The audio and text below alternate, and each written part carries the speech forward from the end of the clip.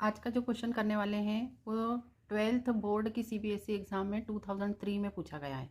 Question read करते हैं। How far apart two protons be if the electrostatic force exerted by one on the other is equal to the weight of the electron. अब इसको समझ लेते हैं कि यहाँ पर दिया है how far apart two protons be, मतलब दो प्रोटॉन्स हैं यहाँ पर। ये दो प्रोटॉन, अगर आप समझें कि ये दो प्रोटॉन्स हैं, ये दो प्रोटॉन्स आपको कितनी दूरी पर रखने हैं, तो यहाँ पर आपको जो गिवन है वो हम यहाँ पर लिख लेते हैं और जो आपको फाइंड आउट करना है वो यहाँ पर लिख लेते हैं। तो आपको ये बात पता है कि टू प्रोटॉन्स है तो आपने टू प्रोटॉन्स लिख लिए। अब ईच प्रोटॉन पर चार्ज होता है प्लस ई, तो आपका चार्ज Q1 का वैल्यू भी प्लस ई होगा और Q2 का वैल्यू भी प्लस ई होगा। अब हाउ फार मतलब इनके बीच डिस्टेंस, आपको दोनों प्रोटॉन के बीच का डिस्टेंस जो कि आर है वो आपको फाइंड आउट करना है। और आपको यहाँ पर और गिवन क्या है कि that electrostatic force exerted by one on the other proton is equal to the weight of the electron. मतलब इन दोनों प्रोटॉन के बीच इलेक्ट्रोस्टैटिक फोर्स लगेगा। क्यों लगेगा? क्योंकि दोनों प्रोटॉन के बीच पॉजिटिव चार्ज है, दोनों एक दूसरे को रिपल करेंगे। तो ये जो इलेक्ट्रोस्टैटिक फोर्स है इसकी वैल्यू दी हुई है वेट ऑफ द इलेक्ट्रॉन के इक्वल है। ठीक है, तो पहले हम इलेक्ट्रोस्टैटिक फोर्स लिख लेते हैं बिटवीन टू प्रोटॉन्स। तो इलेक्ट्रोस्टैटिक फोर्स का फॉर्मूला होता है 1/4πε0 Q1 Q2 upon are square. अगर जो दो चार्जेस हैं उनकी वैल्यू Q1 और Q2 हो और उन दोनों चार्जेस के बीच का डिस्टेंस R हो तो ये फोर्स यहाँ पर हो जाएगा 1/4πε0 कांस्टेंट होता है जिसकी वैल्यू होती है 9 × 10⁹। और यहाँ पर प्रोटॉन है तो प्रोटॉन पर चार्ज E के इक्वल है, दूसरे प्रोटॉन पर भी चार्ज E के इक्वल है और इन दोनों के बीच का डिस्टेंस हमने R लिया है तो R स्क्वायर आ जाएगा।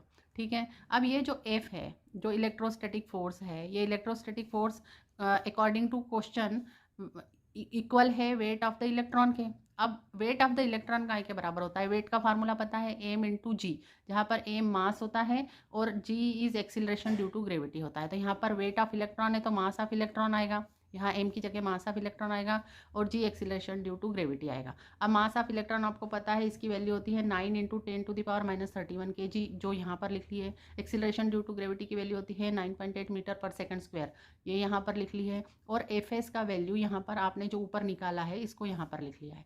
ठीक है, तो ये हो गया 9 × 10⁹ और चार्ज ऑन वन प्रोटॉन होता है 1.6 × 10⁻⁻19 कूलम, पॉजिटिव चार्ज होता है ना। और इतना ही चार्ज इलेक्ट्रॉन पे होता है वो नेगेटिव होता है। यहाँ पर हमने क्वांटिटी वही लिखी है, अमाउंट वही है जो कि इलेक्ट्रॉन पे होता है लेकिन पॉजिटिव होता है। अब यहाँ पर इसका स्क्वायर आ जाएगा क्योंकि यहाँ पर ई स्क्वायर है इसलिए हमने इसका स्क्वायर कर दिया और यहाँ पर आर स्क्वायर आ जाएगा। ठीक है, तो ये इक्वेशन बन गई। इस इक्वेशन से आप आर स्क्वायर की वैल्यू निकालेंगे तो आर स्क्वायर इधर क्रॉस मल्टीप्लाई होकर ऊपर चला जाएगा और ये जो ब्रैकेट है ये नीचे आ जाएगा। तो मैंने यहाँ पर लिख दिया है R square is equal to, ये पूरी क्वांटिटी वैसे के वैसे लिख ली है और अपॉन में ये ब्रैकेट लिख दिया है। ठीक है, अब आप इसको सॉल्व कर लेना तो इससे आर स्क्वायर की वैल्यू आ जाएगी। फिर जो आपका आंसर आएगा उसका अंडर रूट निकालना, मतलब स्क्वायर रूट निकालना, उससे आर की वैल्यू आएगी जो आती है 5.11 मीटर। अब यूनिट मीटर क्यों आई है? क्योंकि हमने सारी यूनिट्स यहाँ पर SI सिस्टम में ली है ना, SI या MKS सिस्टम में लिए, इसलिए आपका आंसर भी मीटर में आएगा। हमेशा जो भी आप क्वांटिटी फाइंड आउट करें उसकी यूनिट जरूर मेंशन करें। ठीक है, अब आप कमेंट सेक्शन में बताइए कि जो वेट होता है, वेट यहाँ पे हमने लिखा है ना weight on electron, weight of electron है ना, तो वेट ऑफ इलेक्ट्रॉन कौन से टाइप का फोर्स है ये आपको कमेंट सेक्शन में बताना है। Thank you for watching the video. If you are liking our videos then please like, subscribe and share our channel fragrance of physics.